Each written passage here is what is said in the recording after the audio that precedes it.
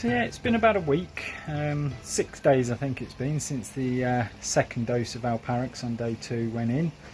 I'm having an absolute nightmare since adding a new fish. Maybe you guys can suggest, but I haven't re-scraped yet. But yeah, let me spin you around and show you what I'm dealing with. So as always, when you're having problems, you always check your water parameters, and nothing has changed. 0 ammonia, pH is still sitting between 7 and 7.5, that's where it always is. And then nitrite, 0 milligrams, not a bean, never is in this pond. It does really well for some strange reason. Haven't done nitrate on this occasion because I'd never get any nitrates in this pond. And even so, it wouldn't cause the kind of issues that I'm suffering with at the moment. And the new fish, that one, is one of the only ones that is looking spot on. This one, as you can see, has got some built up mucus on the back. Some of them don't even look like there's an issue. My big chag has got red sore gills, and that middle split in the gill, I don't know if you can see it on that chag, quite sore by the looks of it. That one was covered in mucus, but the Alparex seems to have cured it up. But I've got 2 or 3 fish in here. Oh look, you can see his gills there now, look. Very, very sore by the look of that. So I don't know if I've missed something. Who else is really poorly? The poorliest one, I've got 3 that have all got similar problems, but the poorliest one is my poor Tancho here. That dorsal fin, big red mark on that side, and 2 big red marks on the other side. I'll upload a picture now as he's not playing ball by the window today. But yeah, got a couple with red marks like that, but they have been proper jumping out of the water. I don't know if it's just the Alparex doing its job, but I mean, it's a week later and I'm still hearing the odd big splash, not like it was on day 1. So re-scrapes are definitely going to be needed. I'm going to give it another day or 2 because you can't retreat until after 7 days anyway, so if I've got time I'll scrape tomorrow and look for Kostia. But that Kahaku there, look, he's got a big red mark on his back. And here's the Tancho again, look, the other side is even worse. And oh yeah, that little Shirobeko there on the other side of him, he's got a big red mark and a small one that side with his gill. So I don't know if they're jumping out and hitting themselves, or whether the parasites are just doing their thing, or whether it's something else. But I'd say water parameters are all spot on, the ones that would cause such problems. KH is fine as well. I haven't done the KH today, but I did it after the Alparex treatment because for those of you that are not aware, Alparex does munch your KH. But yeah, look at him, poor thing. But yeah, it just goes to show, by adding a big fish to your pond, no matter how healthy the pond is that it's come from and how healthy your pond is and that you put it in, it can change the balance. Whether it's water parameters, stress levels of the fish, just something is not quite right with this pond at the minute, and I've never had that before. So yeah, we all know I'm overstocked, although I've been to an absolutely amazing pond today that had over double the stocking level I've got. Okay, he's got well over double filtration, and I've got way over double, but space wise shouldn't be an issue.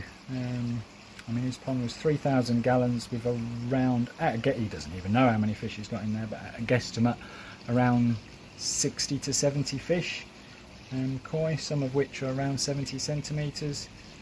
So yeah, baffled. I'll find out if the Kostia is still around tomorrow. If they are, I'm going to do a big water change and then get the old PP in, I think. But I'm not going to treat for flukes just yet. because I've never seen flukes do this to koi, and I've battled flukes many a times like the rest of us. Yeah. Any advice? Muchly appreciative. I mean, I've been keeping koi for, it's got to be close to 30 years if it's not 30 years. So I mean, I've battled most things. I've you know, I had to start again because of bacterial issues, but this one's baffling me. Normally you can either see the problem, i.e. bacterial issues, or you can find the problem under a microscope. But, stumped.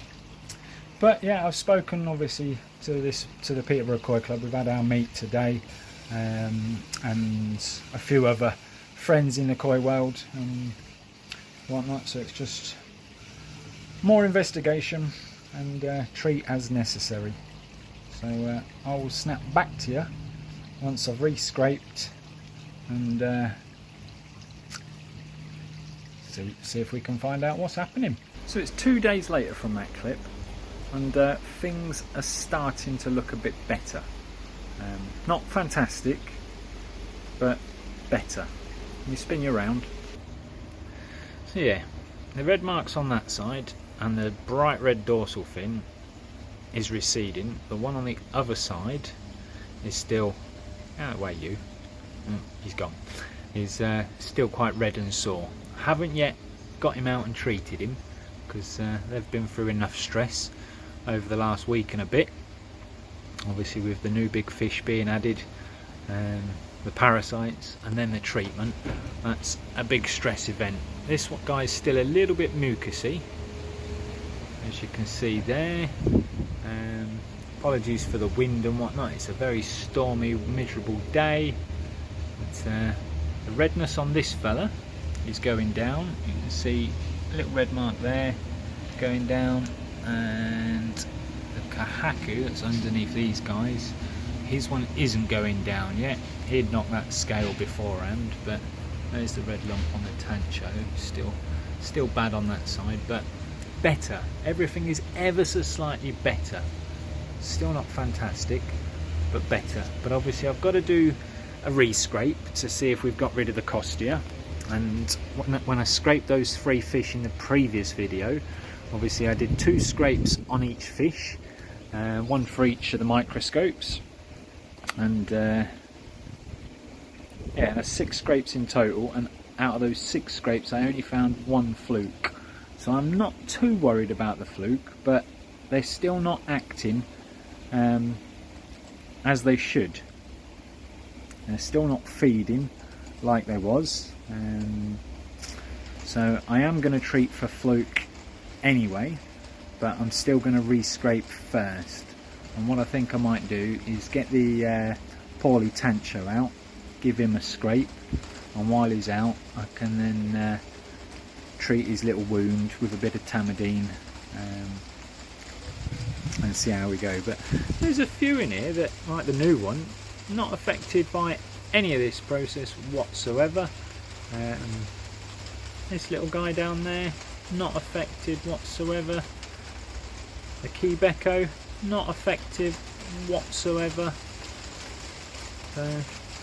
This goes to show some fish are hardy. The one fish I really want to see, which he'll be one that comes out again, is the shower right down the back corner there, because during all this he hasn't even come up for food. He's literally been sat on that bottom for a week, so he's really not enjoying life at the minute. So he'll be coming out for a re-scrape. But yeah, the gills on the big chag, on Charlie, wherever he's gone, they're not looking worse, but they're not any better. So hopefully he won't be too much longer before he starts getting on the mend. But I think we're over the worst, shall we say. Over the worst. So fingers crossed we keep getting better, but obviously, as we all know, with ponding, things can start to look better and then hit rock bottom. But we will see. But yeah, so tomorrow I'm doing a bit of a water change at the minute. I've got the hose pipe pumping in extra water because I dropped it by about 3 inches.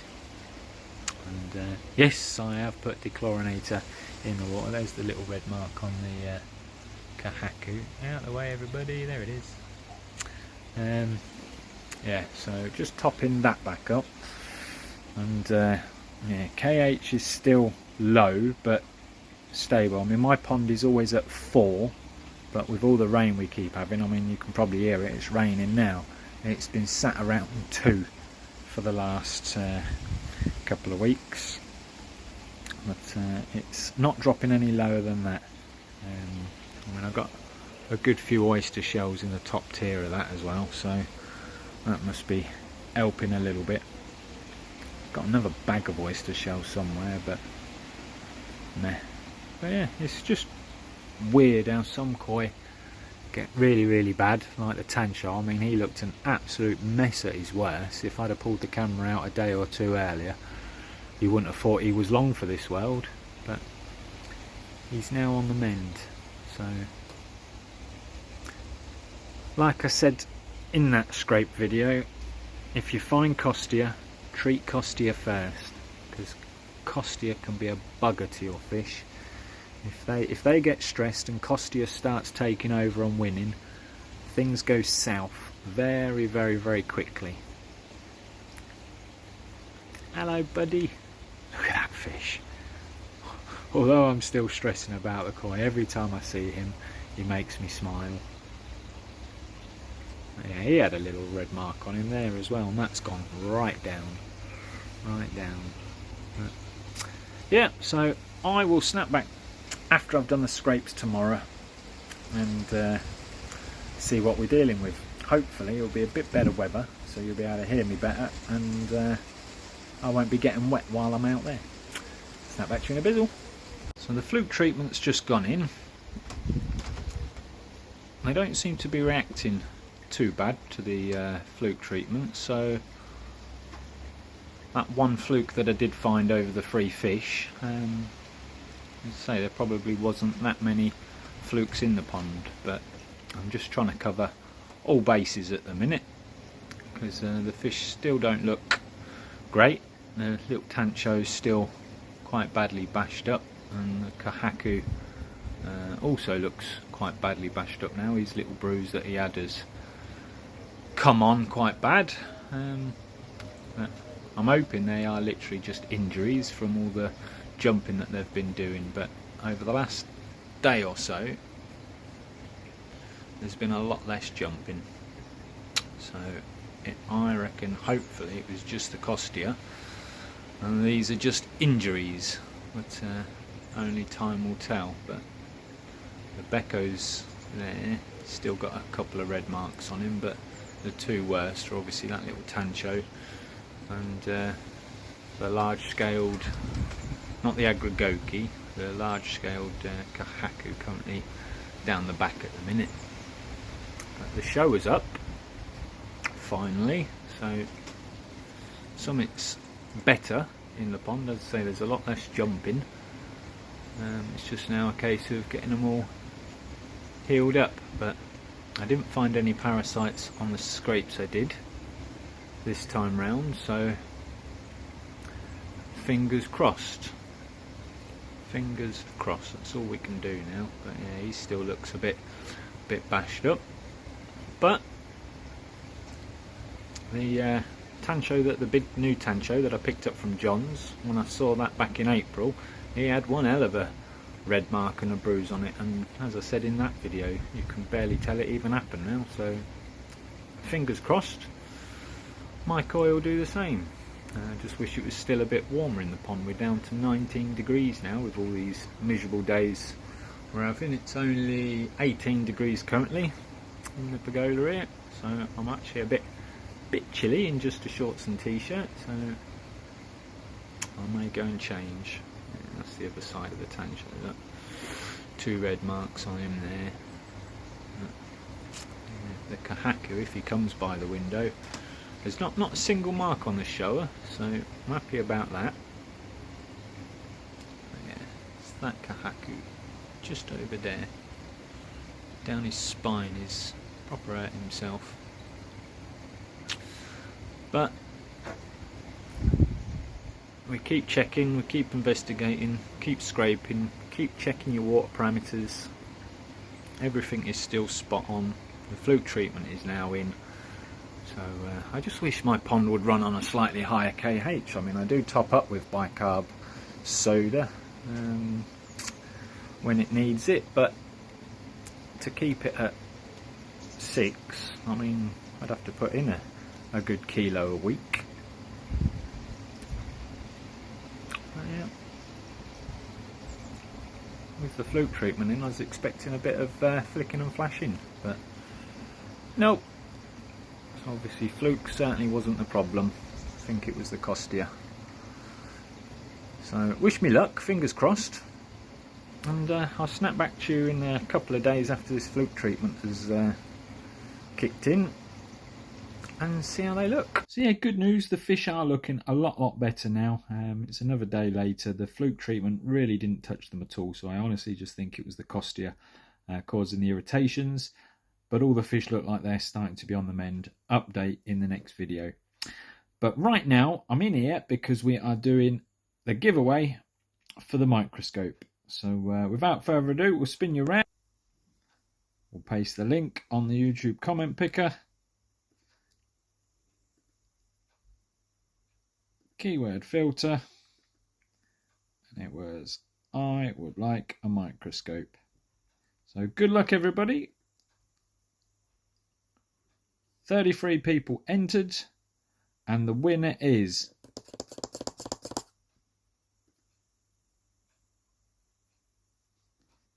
S.A.T.Z 1000. I would like a microscope. Cracking video, fella. Well, thank you very much for that, S.A.T.Z. S.A.T.Z 1000. Find me on Facebook. The link is in the video description. Alternatively, my email address is in the bio of YouTube. So drop me a message or an email and we'll get that microscope sent out to you ASAP. Well done, buddy. So yeah, I'll update you on the fish. I'm going to get the Tancho out and do a topical treatment on that one. So stay tuned for that. And on that note, guys, thanks all for watching. Like the video if you haven't already, and we'll catch you all on the next one.